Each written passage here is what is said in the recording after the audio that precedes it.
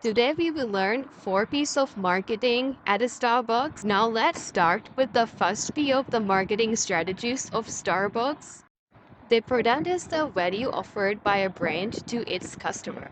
A simple coffee cup with the handwritten name of the customer on it. The unique product design strategy, which is a signature favorite among customers. The product categories in which Starbucks deals are coffee, baked goods, frappuccino, smoothies. The pricing of a product is a delicate decision.